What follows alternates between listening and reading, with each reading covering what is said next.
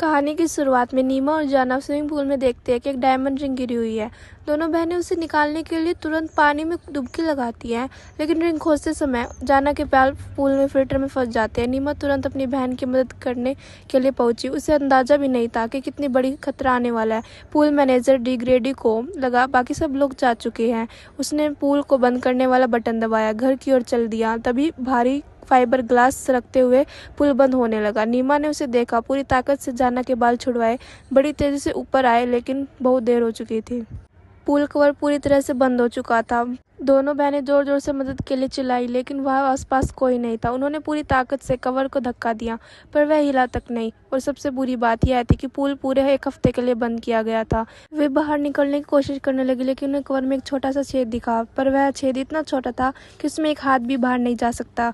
नीमा को एक plastic board मिला। उसने छेद बड़ा करने की कोशिश करने की संघर्ष करती रही, लेकिन छेद वैसा ही रहा। स्थिति बिगड़ते देख जाना को गुस्सा फूट पड़ा। उसने सारी गलती नीमा पर डाल दी। अगर बेवकूफ़ रिंग ना होती तो वो यहाँ फंसती नहीं। नीमा बहस नहीं करना चाहती थी, इसलिए वह पानी में फिर गोता लगाकर वापस गई। इस बार उसने रिंग तो निकाल ली, साथ ही एक महत्वपूर्ण बात नोटिस की। उसने पैर के नीचे की ड्रेनेज खुली थी। उसने सोचा अगर उसको निकाल ले तो कवर को तोड़ा जा सकता है। नीमा ने पूरी ताकत लगाई, लेकिन ग्रिल हिली तक नहीं। उसने जाना से मदद मांगी, लेकिन जाना ने इसे बेकार आइडिया बता दिया। तभी नीमा के मंगेतर डेविड का फोन आया। लगा नीमा को आंखों में उम्मीद चमकी। उसे लगा डेविड आकर उनको बचा लेगा, लेकिन दोपहर शाम बदल गई। फोन बजता रहा, लेकिन डेविड भी नहीं आया। फिर अचानक टाइट पूल लाइट बंद हो गई। पूरा अंधेरा छा गया, जिससे नीमा ने अपना फिर सिर पकड़ लिया। उसका चेहरा सफ़ेद पड़ गया, क्योंकि उसके डायबिटीज़ थी। उसे इंसुलिन चाहिए था, लेकिन इंसुलिन बैग में रखा था, पर बैग पुल के बाहर था। नीमा को तड़पते देख जाना शांत हो गई। उसने चुपचाप प्लास्टिक बोर्ड उठाया और छेद को फिर से बड़ा करने में जुट गई।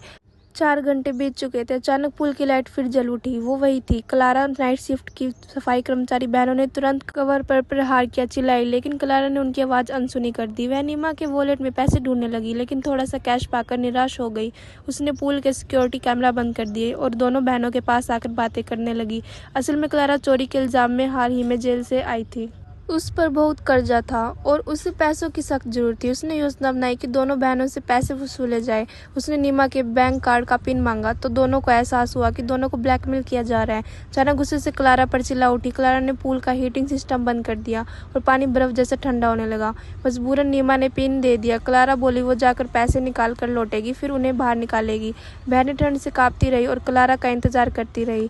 काफ़ी देर बाद क्लारा लौटी, लेकिन उसने कवर नहीं खोला। वह चिल्लाई, उनके खाते में से $80 है। उसे लगा वे उसे बेवकूफ़ बना रही है। जाना ने क्लारा से नीमा की डायबिटीज़ के बारे में बताया, लेकिन क्लारा को विश्वास नहीं हुआ। नीमा को कमज़ोर होता देख जाना को क्लारा के लिए नफरत अब भर आई। उसने बदला लेने का फैसला किया। उसने चाल चलकर क्लारा को छेद के पास बुलाया। जैसे ही क्लारा वहाँ आई, जाना ने उसे पर हमला कर दिया। क्लारा गुस्से से पागल हो गई और उसने पुल की क्लीनिंग मशीन ऑन कर दी। तेजी से क्लोरीन गैस पुल में भरने लगी। कमज़ोर नीमा घबरा कर उसे छेद के पास ले गई। बहनों को तड़पते देखकर क्लारा को डर लगने लगा कि कभी वो मर ना जाए, इसलिए उसने सिस्टम बंद कर दिया। फिर वह वापस आई और नीमा की डायमंड रिंग मांगी। नीमा के पास कोई विकल्प नहीं था। उसने रिंग दे दी। क्लारा ने सोचा ये रिंग अच्छे पैसों में बिक जाएगी।